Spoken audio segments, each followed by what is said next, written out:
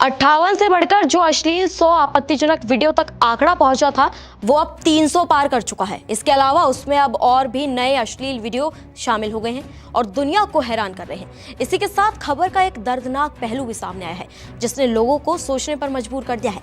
वहीं वायरल हुए एक वीडियो में आप अशोक खरात का काला सच साफ देख सकते हैं, जिसमें वो महिलाओं को लालच देकर बहला फुसलाकर उनके साथ शोषण करता है, उन्हें डराकर उनके साथ संबंध बनाता है। वहीं ये सारे वीडियो अब सोशल मीडिया पर वायरल हो गए हैं और दुनिया के सामने खुलकर आए हैं। इसी के साथ अब पीड़ितों का दुख भी बाहर आने लगा है। दरअसल पूरा मामला क्या है, आइए आपको बताते हैं।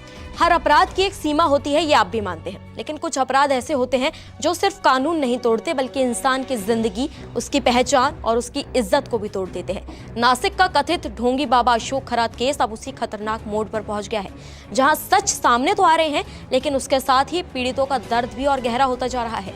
ये मामला अब सिर्फ आरोपों या गिरफ्तारी तक सीमित नहीं रहा, बल्कि अब ये उन परिवारों की ट्रेजेडी बन चुका है जिनकी निजी जिंदगी सोशल मीडिया की भीड़ में नीलाम हो रही है। जिन वीडियो को सबूत बनना था वही अब पीड़ितों के लिए सजा बनते जा रहे हैं। एक पीड़िता के रिश्तेदार का कहना है कि वीडियो सामने आने के बाद उन्हें ऑफिस जाना तक मुश्किल हो गया है। लोग सवाल पूछते हैं, नजरें बदल जाती हैं और आखिरकार उन्हें घर से काम करने की मजबूरी उठानी पड़ती है।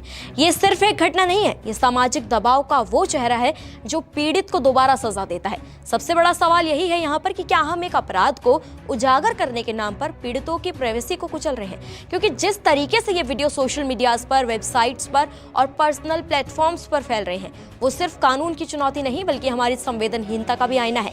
जांच एजेंसियों ने अब तक 170 से ज्यादा वेबसाइट से आपत्तिजनक वीडियो हटा दिए हैं, लेकिन व्हाट्सएप और टेलीग्राम जैसे प्लेटफॉर्म्स पर इन्हें रोकना आज भी मुश्किल बना हुआ है।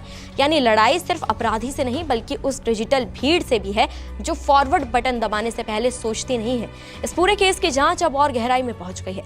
एसआईटी ने सिर्फ अशोक खरात के अपराधों की परतें खोल रही है बल्कि उसके पूरे नेटवर्क, उसकी संपत्तियों, उसके पैसों और उसकी विदेशी कनेक्शन तक की जांच कर रही है। बता दें आपको 300 से ज्यादा वीडियो अब तक जब्त किए जा चुके हैं। सोच रहे हैं आप 300।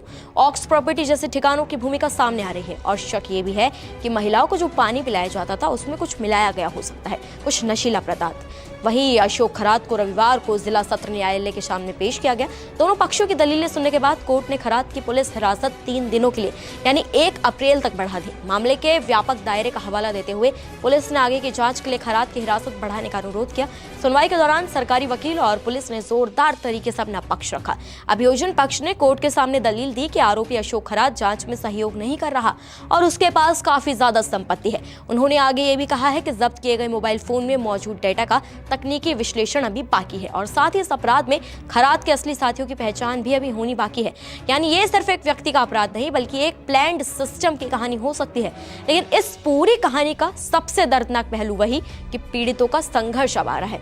कई महिलाएं अब हिम्मत जुटाकर सामने आ रही हैं, शिकायतें दर्ज करा रही हैं, लेकिन हर कदम उन्हें समाज की नजरों, सवालों और तानों से लड़ना पड़ रहा है। गवाह सामने आने से डर रहे हैं क्योंकि उन्हें पता है कि इस लड़ाई में सच बोलना आसान नहीं और उनकी कीमत बहुत ज्यादा बड़ी होती है।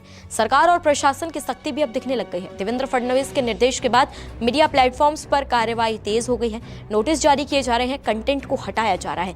लेकिन सवाल यह है कि क्या सिर्फ कंटेंट हटाने से समस्या खत्म हो जाएगी या फिर हमें अपनी सोच भी बदलनी होगी? क्योंकि असली लड़ाई सिर्फ ढोंगी बाबा के खिलाफ नहीं है, असली लड़ाई उस मेंटेलिटी के खिलाफ है जो ऐसे लोगों को ताकत देती है और फिर उसी समाज में पीड़ितों को शर्मिंदगी झेलने पर मजबूर कर देती है।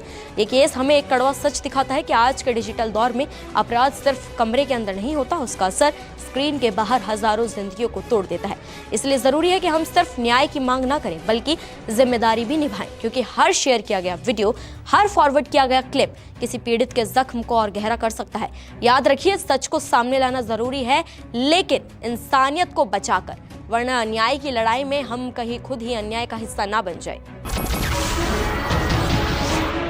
नमस्कार, मैं हूं मानक गुप्ता।